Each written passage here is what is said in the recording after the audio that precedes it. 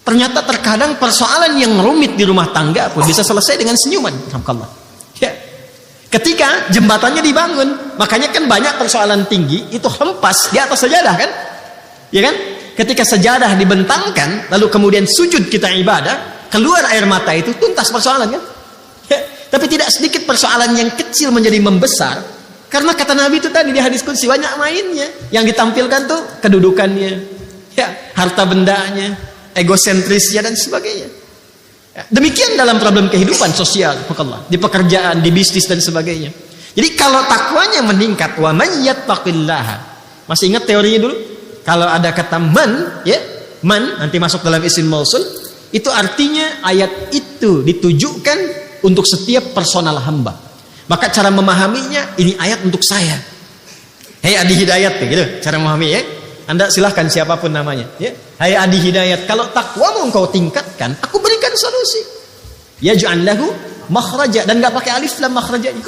Nanti saat masuk ke situ kita i'rab insyaallah. Di i'rab itu dibedah secara bahasanya. Ya, itu surah 65, kita masih di surah kedua kan? Ya.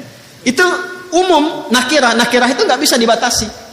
Ya, artinya di semua aspek persoalan kehidupan, kalau kita tingkatkan takwa, itu diselesaikan oleh Allah, dimudahkan. Wa yarzuqhu min haitsu la yahtasib. Bahkan segala jenis rizki itu kan bukan hanya uang, pakaian, tidak. Keturunan, ketenangan, kenyamanan itu bentuk rizki. Itu bentuk rizki. Itu diberikan oleh Allah kemudahan bahkan dari sisi yang tidak kita duga. Ya, ilmu sering saya katakan kan? Al-Baqarah di akhir ayat 282. Wattaqullaha wa yu'allimukumullah. Engkau tingkatkan takwamu kepada Allah, Allah tambahkan pengetahuan. Itu janji Allah. Karena itu orang dulu gak pernah mereka belajar sebelum mereka meningkatkan sholat. Kan selalu saya pesankan dua hal kan? Ya, adik-adik ini ya, kalau mau belajar diberikan oleh Allah tambahan pengetahuan, cepat memahami sesuatu, jaga dua hal. Sholat, Quran. Ingat itu ya, sholat, Quran. Orang dulu semua begitu.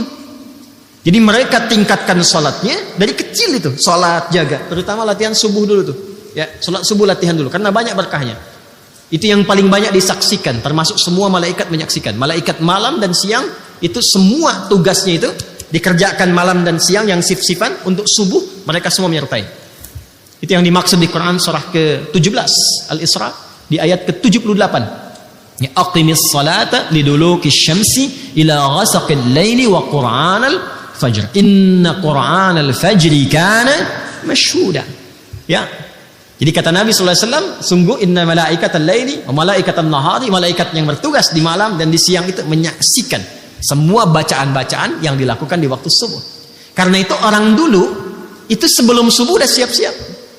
Makanya saking berharganya waktu subuh itu, karena dimulai pergerakan berkehidupan, termasuk oksigen juga bertebaran, ya kan? Karbon dioksida diserap, ya oksigen keluar kan? Makanya ayatnya di Quran surah At-Takwir itu ayat 18, ya was-subhi idza tanaffas. Kalau subuh itu tiba, tanafas. Maka peredaran kehidupan itu dimulai, nafasnya dimulai, matahari mulai muncul, ya. Bunga-bunga pun sejuk, nyaman, oksigen banyak keluar. Makanya mahal subuh itu. Disiapkan, mereka tunggu sebelum subuh udah bangun. Nah, itu waktu yang paling ideal tuh, 1 jam menjelang subuh itu. Jernih, cara berpikir tenang. Ya, kembali ke Quran surah Al-Muzammil itu di ayat yang ke-6, inna nasyi'atal laili hiya ashaddu waqa'an wa aqwamu qila. Kalau Anda bisa bangun tuh di antara sekian malam, khususnya yang mendekati kepada subuh, sepertiga malam terakhir, itu sentuhannya ke jiwa menjadi kuat dan keingatan itu dahsyat. Kalau pengen lihat risetnya orang barat ya tentang bagaimana bangun menjelang subuh itu, ya di sepertiga malam silahkan cek risetnya itu.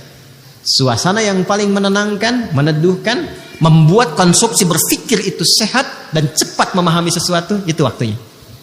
Dan kita punya ayatnya. Dipraktikkan nggak gitu? Jadi ternyata diminta tahajud itu bukan hanya diminta bangun malam supaya pintar, ya kan? Supaya emosi stabil, supaya tenang, supaya terkoneksi tinggi dengan Allah. Puncaknya apa? Ini supaya dapat solusi.